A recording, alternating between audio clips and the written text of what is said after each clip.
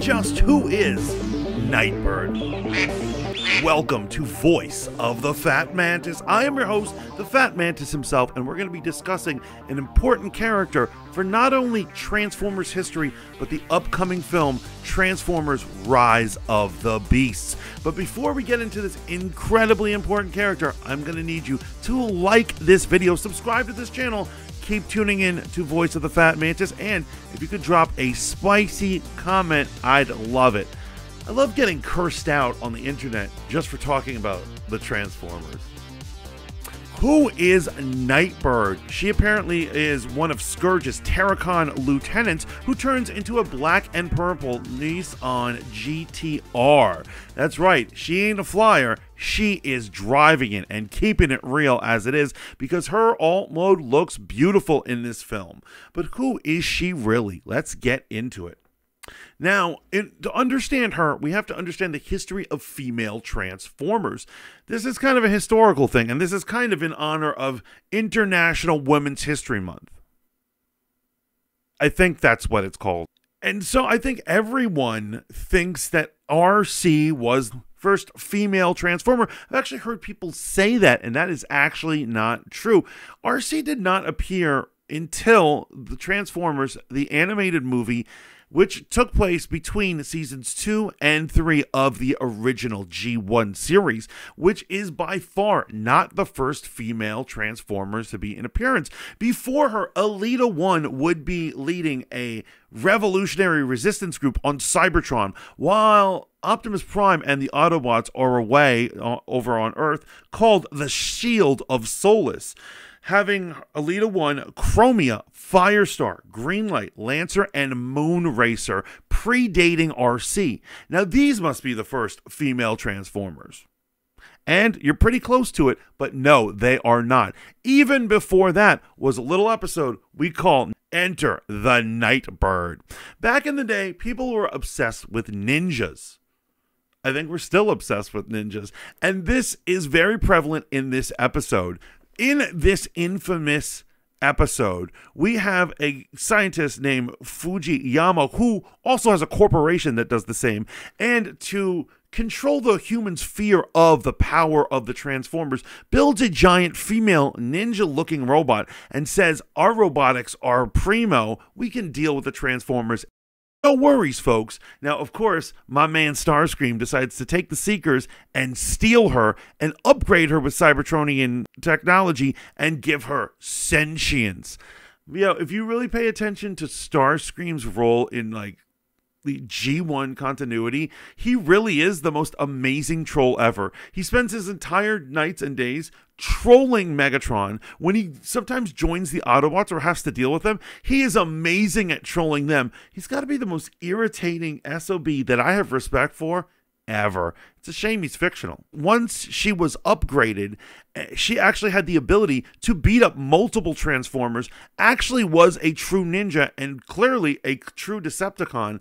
And I know what you're wondering, how is this possible? You have to use a lot of headcanon, meaning you have to fill in your own blanks. Looking back on G1, Season 1 definitively told us how many Transformers the Autobots had and how many they had in the Decepticon pile who ended up on Earth. There was a finite number of these guys. Now, between Season 1 and 2, the toy company Hasbro and Takara in Japan introduced a boatload of new Transformers. And when Season 2 of the series rolled in there, we had no origins or explanation as to why both sides had tons more members, that they even had episodes featuring of them. We're like, Beachcomber, when did you get here? The comic book that was running concurrently actually gave us an explanation as to what this is.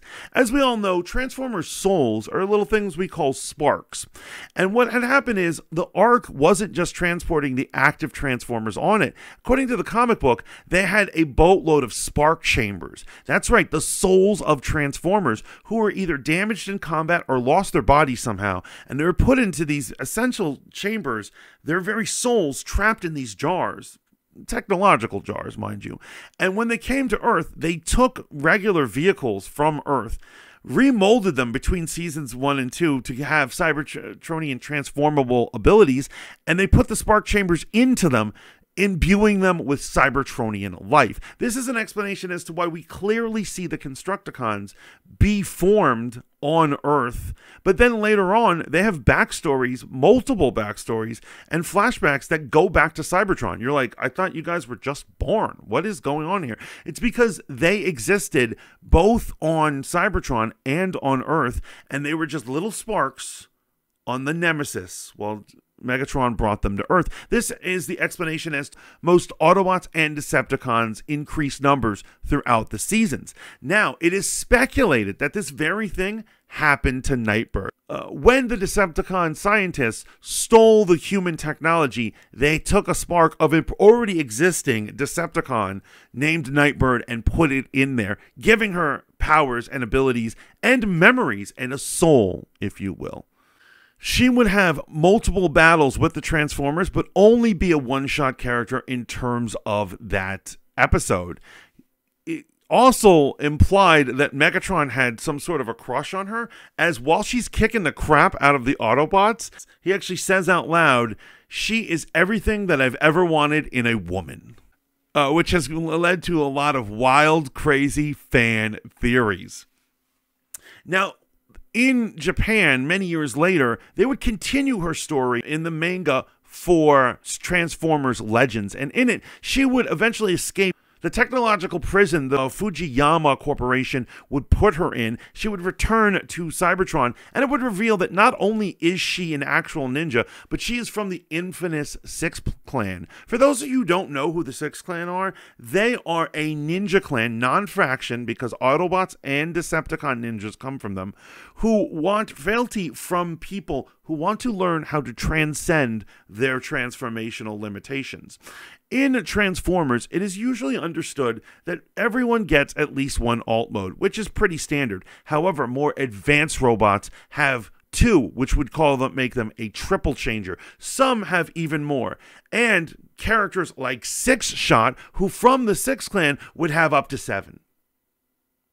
That's right. Transformers had the first Six Changer was from the Six Clan Ninja Clan, named Six Shot, who had 7 forms, because it's Transformers. She would become a member, and she would learn other transformations other than just a car vehicle, but also a jet mode, a flying squirrel mode, and a swan mode. However, she would never get up to 6. Her story would eventually end, but not because of death, just the cancellation of the manga. She is also notorious in the manga for actually killing Six Shot for betraying his ninja clan in a honor killing situation. She's quite the badass. And just to let you know, Legends, I believe, is considered canon to G1 content. So that is all the things you need to know, or the major appearances of our girl Nightbird. Now, we don't know what's really going on with the Terracons. We actually don't know their motivations or what they want in this movie.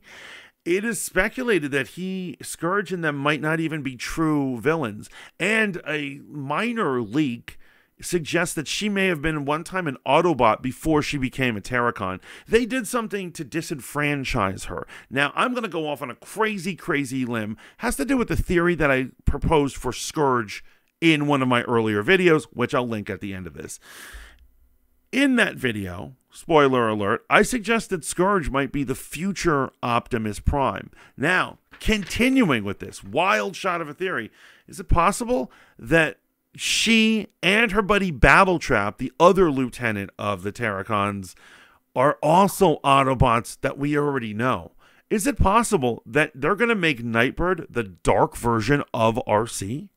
Or even more crazy, is it possible that Battletrap is the dark version of Bumblebee?